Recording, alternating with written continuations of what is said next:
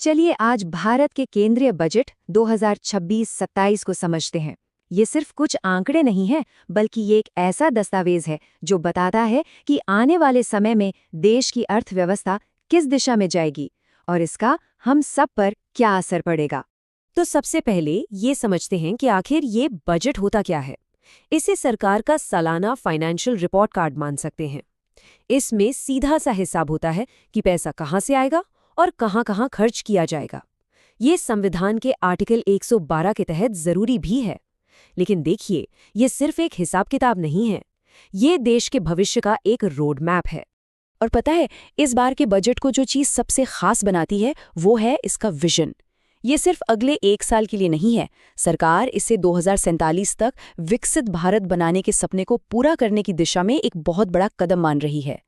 कह सकते हैं कि ये भविष्य की नींव रखने जैसा है, एक ऐसे भारत की नींव जो आर्थिक तौर पर बहुत मजबूत हो।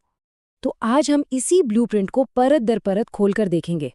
हम बजट के बड़े विजन से शुरू करेंगे, फिर आंकड़ों को समझेंगे और आखिर में देखेंगे कि इसका आम आदमी की जेब पर क्या असर पड़ता है। तो चलिए सबसे पहले जरा आंकड़ों पर नजर डालते हैं, जो इस पूरे बजट की बुनियाद है, क्योंकि यही नंबर हमें बताते हैं कि देश की इकोनॉमी की गाड़ी किस रफ्तार से और किस दिशा में आगे बढ़ रही है। सरकार ने आने वाले साल के लिए कुल 53.5 लाख करोड़ रुपए खर्च करने का प्लान बनाया है। सोचिए, ये कितनी बड़ी रकम है। इस पैसे से देश के कोने कोने में विकास के काम होंगे, चाहे वो नए स्कूल अस्पताल बनाना हो, सेना को मजबूत करना हो या फिर किसानों की मदद करनी हो। और इस बड़े खर्च में से एक बहुत बड़ी रकम, मतलब रिकॉर्ड 12,02,000 करोड़ रुपए कैपिटल एक्सपेंडिचर या कैपेक्स के लिए रखी गई है। अब ये कैपेक्स क्या है? आसान भाषा में कहें तो ये वो पैसा है जो भविष्य के लिए इन्वेस्ट किया जा रहा है, जैसे नई सड़कें, पुल, बंदरगाह और रेलवे लाइनें बनाने पर। इससे देश के लिए लॉन्ग टर्म एसेट्स बनते हैं, जिनसे सालों तक ग्रोथ होती है और नौकरियां भी पैदा होती हैं। अब जरा वित्तीय अनुशासन की बात भी कर लेते हैं। सरकार का लक्ष्य है कि वो राजकोषीय घाटे को, यानी अपनी कमाई और खर्चे के अंतर को जीडीपी के 4.3% पर रखेगी।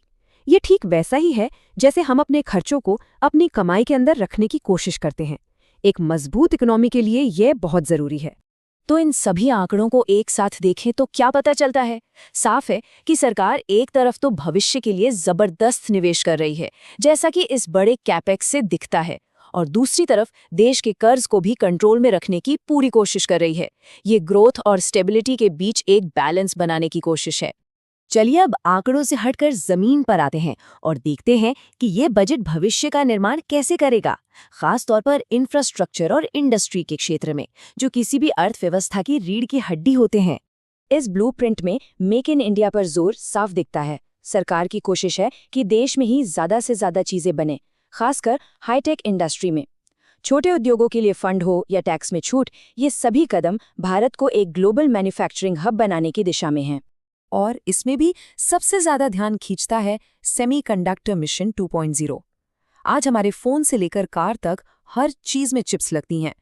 इस मिशन का मकसद ही यही है कि भारत इन जरूरी चिप्स को बनाने में आत्मनिर्भर बने, ताकि हमारी सप्लाई चेन मजबूत हो और हमें दूसरे देशों पर निर्भर न रहना पड़े। और ये सब कुछ आपस में जुड़ेगा कैसे? बेहतर कनेक्टिविटी से। हाई स्पीड ट्रेनें, नए वाटरवेज, ये सब प्रोजेक्ट सामान और लोगों की आवाजाही को बहुत तेज और आसान बना देंगे। और जाहिर है, जब लॉजिस्टिक्स बेहतर होता है तो व्यापार बढ़ता है और रोजगार के मौके भी पैदा होते हैं। ठीक है, तो बड़ी बड़ी योजनाओं की बात हो गई, पर अब आते हैं उस सवाल पर जो हम सबके मन में है। इस बजट का हमारी जेब पर क्या असर पड़ेगा? चलिए अब पर्सनल फाइनेंस और टैक्स की दुनिया में चलते हैं। टैक्स पेयर्स के लिए एक बहुत बड़ी खबर है। 1 अप्रैल 2026 से एक बिल्कुल नया और सरल इनकम टैक्स कानून आने वाला है। इसका मकसद टैक्स भरने की पूरी प्रक्रिया को आसान बनाना है, ताकि कागजी कार्रवाई का बोझ कम हो और लोग बिना किसी झंझट के अपना टैक्स भर सकें।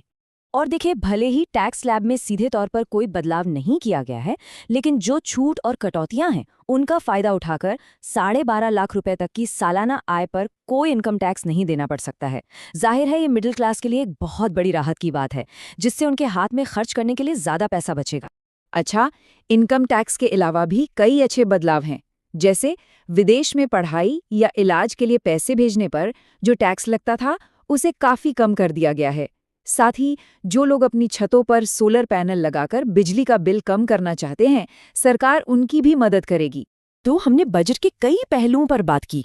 अब अगर इस पूरे ब्लूप्रिंट को कुछ पॉइंट्स में समेटना हो, तो वो कौन सी खास बातें हैं जो हमें याद रखनी चाहिए? ये स्लाइड कह सकते हैं पूरे बजट का निचोड़ है। एक तरफ रिकॉर्ड कैपिटल एक्सपेंडिचर से इंफ्रास्ट्रक्चर को बूस्ट मिलेगा, दूसरी तरफ नया इनकम टैक्स एक्ट आम आदमी की जिंदगी आसान करेगा और सेमीकंडक्टर मिशन जैसे कदम भारत को टेक्नोलॉजी में एक ग्लोबल पावर बनाएंगे। ये सब मिलकर विकसित भारत की एक मजबूत तस्वीर पेश करते हैं। तो भविष्य का खाका तो खींच दिया गया है, दिशा बिल्कुल साफ है, लेकिन सबसे बड़ा सवाल यही है कि क्या इसका अमल भी उतना ही शानदार होगा? इसका जवाब तो खैर वक्त ही देगा, पर ये बजट एक उम्मीद जरूर जगाता है। आज के लिए बस इतना ही।